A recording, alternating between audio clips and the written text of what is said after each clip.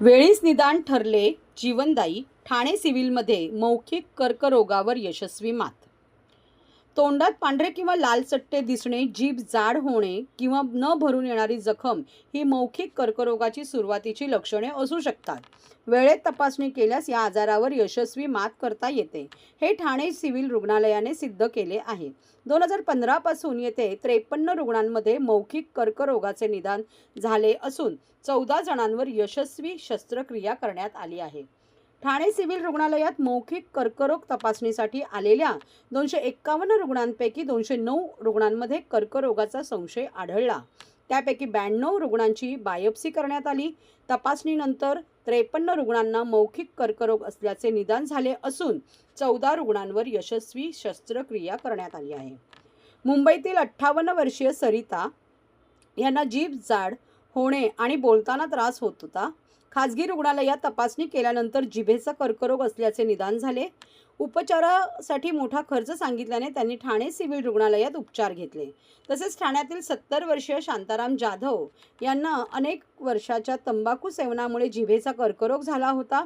Civil रुग्णालयात बायोप्सीद्वारे निदान झाल्यानंतर त्यांच्यावर जिल्हा शल्यचिकित्सक डॉक्टर कैलास पवार व अतिरिक्त जिल्हा शल्यचिकित्सक डॉक्टर धीरज महांगडे यांच्या मार्गदर्शनाखाली यशस्वी शस्त्रक्रिया करण्यात आली.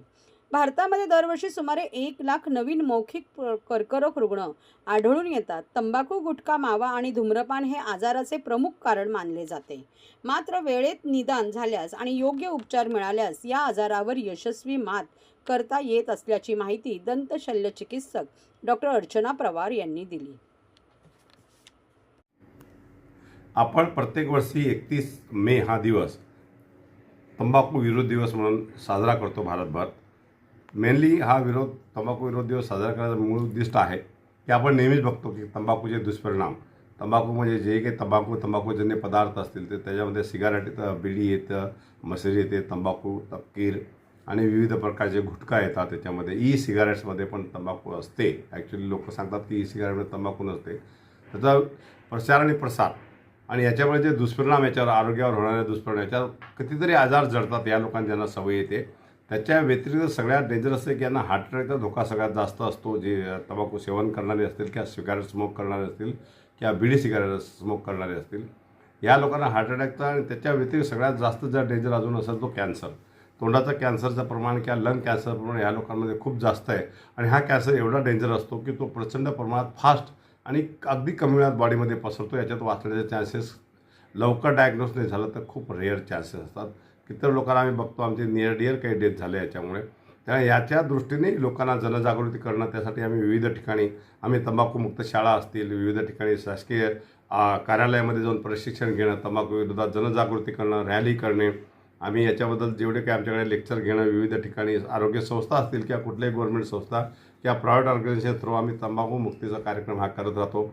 आपण जवळपास 600च्या घरात शिबिरं घेतलेली आहेत. त्याच्यानंतर आपण जवळपास विविध कॅम्प किंवा तंबाखूमुक्त शाळा, जर ठाणे जिल्ह्यात जवळपास 2,500च्या घरात आपण तंबाखूमुक्त शाळा केलेली आहे. त्याचे काही नियम आहेत, त्याच्या काही अटी शर्ती आहेत आणि आपण बऱ्यापैकी कॅन्सर डिटेक्शन, आपल्याकडे कॅन्सर डिटेक्शन व्हॅन आहे. त्याच्यामुळे आम्ही जे सर्वे केलं याच्यामध्ये सगळ्यात जास्त महिलांमध्ये आढळणारा गर्भाशयाचा कॅन्सर, मुखाचा कॅन्सर, ब्रेस्ट कॅन्सर आणि तंबाखूजन्य पदार्थ सेवन केल्यावर तोंडाचा कॅन्सर. पण तो तोंडाचा कॅन्सर हा सगळ्यात डेंजरस आहे आणि सगळ्यात धोकेदायक आहे आणि लवकर पसरत असल्यामुळे ह्या सवयीमुळे ह्या लोकांना आम्ही जवळपास 50-60 पेशंट, आम्ही जवळपास 54 पेशंटची आम्ही बायोप्सी केली होती. 14 पेशंटचे ऑपरेशन्स केलेत आपण इकडे. तर ह्या सगळ्या गोष्टी करताना उद्दिष्ट हेच आहे की ज्यामुळे कॅन्सर होतो आहे, की जो मेन कारण आहे कॅन्सरचा तोंडाचा, तो प्रिव्हेंट व्हावा. यासाठीच तंबाखूजन्य पदार्थाचं सेवन करू नये आम्ही लोकांना आव्हानही करतो. मूळतः आता नवीन आलेत ई सिगारेट नावाचा प्रकार, त्याच्यात ते एक लिक्विड टाकतात आणि ते लिक्विड हीट होऊन आपल्याकडे त्याचा धूर येतो. परंतु त्या लिक्विडमध्ये लोक सांगतात टोबॅको नाही आहे, परंतु त्याच्यातलं तंबाखूचा जे एक्स्ट्रॅक्ट असतो, जो निकोटीन सगळ्यात मोठा कारणीभूत घटक आहे याच्याचा, तो निकोटीन त्याच्यामध्ये असतो.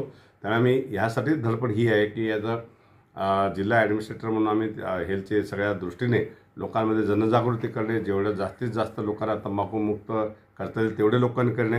विविध शासकीय कार्यक्रमामध्ये आम्ही याची ओथ पण घ्यायला लावतो. अगदी मुख्यमंत्री साहेबांचे कार्यक्रम असतील किंवा बाकीचे कुठले आपल्या जिल्ह्याचे कार्यक्रम असतील, त्याच्यावर तंबाखू विरुद्ध शपथ पण घ्यायला लावतो. याचं उद्दिष्ट एकच आहे की मॅक्झिमम लोकांना या सवयीपासून दूर करणं आणि ज्यांना सवयी आहेत त्यांना सोडवणं हेच महत्त्वाचं आहे. आणि याच्यात सगळ्यांकडनं अपेक्षा मी आव्हान करेल की जास्तीत जास्त लोकांनी सहभाग व्हायला पाहिजे. लोक चळवळ होऊन आपण तंबाखूमुक्त महाराष्ट्र, तंबाखूमुक्त भारत करायला पाहिजे. धन्यवाद.